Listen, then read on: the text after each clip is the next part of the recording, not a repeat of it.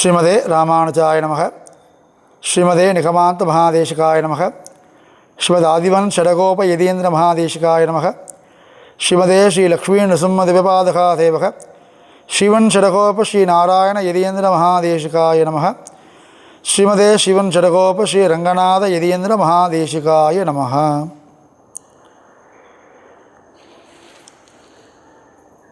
సంధ్యావందనం. ఇప్పుడు మాఘమాసం కదా, మాఘమాసంలో ఉపనయనం చేయడం చాలా విశేషం. మాఘమాసం అంటే కుంభమాసం. కుంభమాసంలో ఉపనయనం చేసేది చాలా చాలా విశేషమైన ఒక ఫలితం. దాంట్లో ఉపనయనం చేసిన దానికి ఎక్కువ ఖర్చు పెట్టి 3 లక్షలు 4 లక్షలు ఖర్చు పెట్టి ఉపనయనం చేయడం మాత్రం ఇంపార్టెంట్ కాదు. చేసిన ఉపనయనం తర్వాత ఆ పిల్లలు సంధ్యావందనం చెయ్యాలి. సంధ్యావందనంతో ఇంపార్టెన్స్ ఏంటి, ఎందుకోసం సంధ్యావందనం చెయ్యాలి, అది ఈ వీడియోలో మనం చూడపోయిన విషయం.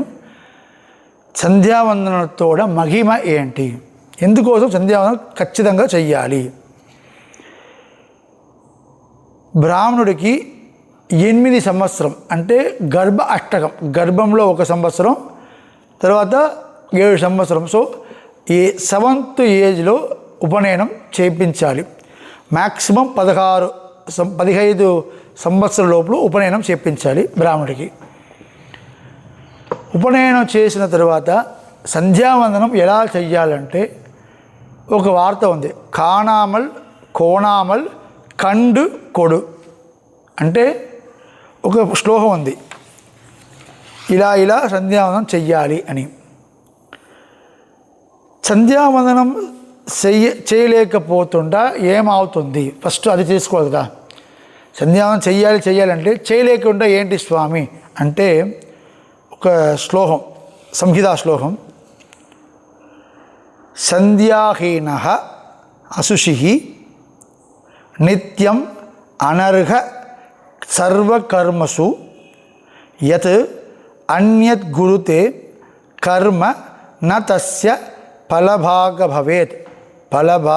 భవేత్ అంటే ఒక్కొక్క రోజు 3 సారి సంధ్యావందనం తప్పకుండా చెయ్యాలి. ఏం రీజన్ పెట్టుకొని సంధ్యావందనం చేయలేకుండా ఉండకూడదు. ఒకవేళ సంధ్యావందనం చేయలేకున్నా ఏమవుతుంది స్వామి అంటే వాళ్ళు నిత్య అశుసిన శుద్ధం లేకున్నా పవిత్రం లేకున్నా వారు అంటే వాళ్ళకి ఎప్పుడు మయ్యల్లే ఉన్నవారని అర్థం. మనం ఎవరా పోయినారంటే మయ్యలు చెప్తున్నాం కదా, పురుగులు చెప్తున్నాం కదా. సంధ్యావందనం చేయలేకున్నా ఆ బ్రాహ్మణుడు నిత్యం పురుగులే ఉన్నారు అని అర్థం. వాళ్ళకి తీటే పోదు, మయ్యలే పోదు. మనకి ఆచౌచం తీటు చెప్తున్నది ఎవరో పోయిన 10 రోజు ఎవరో పోయిన 10 రోజు కదా. సంధ్యావందనం చేయలేకున్నా నిత్యమే వాళ్ళు పురుగులే ఉన్నారు. అదా నిత్య ఆశుషి అన్నది. ఇది ఇంకొక విషయం ఏంటంటే తల్లి తండ్రి పోయి శవం ఉన్నప్పుడు కూడా సంధ్యావందనం చేసిన తరువాత మొదటి రోజు కర్మవే చెయ్యాలి. మొదటి రోజు కర్మ అనేది శ్మశానంలో మనము నిప్పు పెట్టాం కదా, ఆ సంస్కారం కూడా సంధ్యావందనం చెయ్యలేకున్నా చెయ్యకూడదు అని శాస్త్రం చెప్తుంది. ఎంత కష్టం వచ్చినా కూడా, ఎంత జరిగినా కూడా సంధ్యావందనము ఒక బ్రాహ్మడు వదిలేయకూడదు. వదిలేస్తే నిత్యం తీటుకార, అதாவது నిత్య అశుషి, నిత్యం పురులో ఉన్నవారు. ఇంకొకటి, మనం తీటు ఉన్నప్పుడు పురులు ఉన్నప్పుడు ఏ కర్మ మంచి కార్యం, అதாவது వైదిక కర్మ ఏమీ మనం చేయడు కదా. పెళ్ళి అదంతా ఏదో హోమము, దేవుడి దర్శనం కానీ పురులు ఉన్నప్పుడు మయ్యలు ఉన్నప్పుడు మనం చేయలేదు కదా. ఇప్పుడు అది చెప్తుంది ఏంటంటే అనర్ఘ సర్వకర్మసు, సంధ్యావందనం చేయలేకుండా ఉన్నవారు నిత్యం మయ్యల్లే ఉన్నాం కాబట్టి వాళ్ళకి ఏ కర్మ చేయడానికి అర్హత లేదు. ఏ కర్మ అంటే ఎంత దూరం కర్మ, ఏ కర్మ, సాధారణంగా కర్మ అంటే హోమం చేయకూడదా పర్లేదు, పర్లేదు. ఎందువరకు పోతుంది తెలుసా? సంధ్యావందనం చేయలేకున్న వారు భోజనం కూడా చేయకూడదు అని చెప్తుంది. ఎందుకంటే మనం భోజనం చేయడానికి కూడా ఏం చేస్తున్నాం? పరిశేషణ చేసి లోపల ఉన్న అంతరాత్మకు నైవేద్యం భోజనం. జాడరాక్రియ మన ఆత్మకు లోపల అంతరాత్మ దేవుడు ఉన్నారు కదా, ఆయన కదా ప్రాణాయ స్వాహ, అపానాయ స్వాహ, వ్యానాయ స్వాహ అని చెప్పి ఆరాధన చేసి నైవేద్యం చేసిన తర్వాత మనం తింటుంటాం కదా. సో అంతరాత్మకు నైవేద్యం చేయడం భోజనమే. ఈ సంధ్యావందనం చేయలేకున్న వారు ఇంత అంతరాత్మకు ఆరాధనమైన భోజనం కూడా చేయకూడదు, అరగదలేదు. ఎంత దూరం సంధ్యావందనం ముఖ్యం చూడండి. అదేవిధంగా సంధ్యావందనం చేసే వారికి భోజనం చేయడానికి కూడా ఉరిమ లేదు. అదేవిధంగా సంధ్యావందనం చేయలేకున్నా ఒకరు ఉన్నారంటే వాళ్ళకి మన కూతురుని ఇచ్చి పెళ్ళి చేసుకోకూడదు. పెళ్ళి అంటే తిరుమణం, పెళ్ళి అంటే వైదికర్మ. ఈయన ఆల్రెడీ సంధ్యావందనం చేయలేకుండా పురులో ఉన్నవారు పెట్టుకొని ఎలా వైదికర్మ చేయాలి? సో సంధ్యావందనం చేయలేకున్నా ఒకరు వారు ఉన్నారంటే వాళ్ళకి మన పిల్లలు కూడా ఇవ్వకూడదు అని చెప్తుంది శాస్త్రములు. సంధ్యాహీనగా అశుచి నిత్యం అనర్గగా సర్వకర్మసు, ఏ కర్మం చేయడానికి ఆయనకి యోగ్యత లేదు. ఏమేమి కర్మ అంటే భోజనము, పెళ్ళి, మన పితృకు చేసిన శ్రాద్ధ కర్మ. మన ఎవరో ఒక స్వామి ఉన్నారు, ఆయన ఆచార్య పట్టంలో ఉన్నారు, 10 మందికి నేర్పించున్నారు, కానీ ఆయనే సంధ్యావందనం చేయలేకున్నా ఆ విద్య దానం నాశం. సంధ్యావందనం ఒక ఆచార్యుడికి మనమామని చెప్తున్నారు, ஞானம் அனுஷ்டானமைவை நன்னாகவே உரியனான குருவை அடைந்தக்கால் தேனமார் கமல திருமாமகள் கூணன் తానే వైకుంఠం తరుం. జ్ఞానము ఉండాలి ఆచార్యుడికి, అనుష్ఠానము ఉండాలి. అలాంటి ఉన్న ఆచార్యుడికి మనం ఎప్పుడు పోతున్నామో ఖచ్చితంగా దేవుడు వచ్చి మోక్షిస్తున్నారు చెప్తున్నారు. సో సంధ్యాహీనాన ఒక ఆచార్యులు ఉన్నారంటే ఆయన ఇచ్చిన విద్యాదానం కూడా వ్యర్థం. అదేవిధంగా సంధ్యావందనం చేయలేకున్నా ఇంట్లో 3 గంటలు ఆరాధన చేస్తున్నాం స్వామి, గుడిలో ఆరాధన చేస్తున్నా, ఇంట్లో పెద్ద వాళ్ళు పిలుచుకుని భజన, సంకీర్తనం, విష్ణు సహస్రనామం పారాయణం, వేద పారాయణం చేస్తున్నాం. ఏమి చేసినాను? గుడికి పోతున్నాను స్వామి, గుడి కట్టుతున్నాము, గుడికి డబ్బు ఇస్తున్నాను, అదేవిధంగా అర్చన చేస్తున్నాను, గుడికి అన్ని మంటకబడి చేస్తున్నాను, అన్ని ఉపయోగం చేస్తున్నా. ఏమి చేసినా కూడా సంధ్యావందనం చేయలేకున్నా ఫలితం ఇది ఎందుకు ఫలితం ఉండదు. ఇది అన్నీ వ్యర్థం. విరలకెడితే నీరు పోలే, ప్రయోజనం లేకున్న విషయంలో చత్తెలు పెట్టలా కదా. సంధ్యావందనం చేయలేకుండా నా అన్నదానం చేస్తున్నాను స్వామి, ఆకులు చేస్తున్నాను స్వామి, ఏం చేసినా ప్రయోజనం లేదు. చేసిన కర్మ, మంచి కర్మకు ప్రయోజనం రావాలంటే ఖచ్చితంగా సంధ్యావందనం చెయ్యాలి. ఇది ఎందుకో స్వామి చెప్తున్నారు, శృతి స్మృతిర్ మమయ్యాజ్ఞాయ తాం ఉల్లంఘ్య వర్తతే ఆజ్ఞాచేది మమ ద్రోహి మద్భక్తో అభి న వైష్ణవ. శృతి వేదం, స్మృతి అంటే మనుస్మృతి ధర్మశాస్త్రం, ఇతిహాసం పురాణం, ఇదన్నీ నా ఆజ్ఞ, నా చెప్పిన ఆజ్ఞ. ఇది ఎవరు ఫాలో చేయలేకున్నా ఉన్నారు, వాళ్ళు నా పైన భక్తి ఉన్నా కూడా, నా పైన ప్రేమ ఉన్నా కూడా వాళ్ళు వైష్ణవుడు కాదు. ఈ స్వామి స్వయంగా చెప్పిన మాటలు. నేను స్వామివారి దగ్గర భక్తి చేస్తున్నాను, నిత్య సహస్రనారాయణ చేస్తున్నాము, గుడికి పోతున్నాము, 48 సార్లు గుడికి తిరుగుతున్నాము, ఏమి చేసినా కూడా శృతిలు స్వామివారు ఏం చెప్తున్నారు? సంధ్యావందనం నిత్యకర్మ చెయ్యాలి చెప్తున్నారు. అది చేయలేకపోయినా ఖచ్చితంగా స్వామివారు ఏం చెప్తున్నారంటే, విష్ణు తన కూతురు కొడుక మమ్మల్ని అక్సెప్ట్ చెయ్యడు.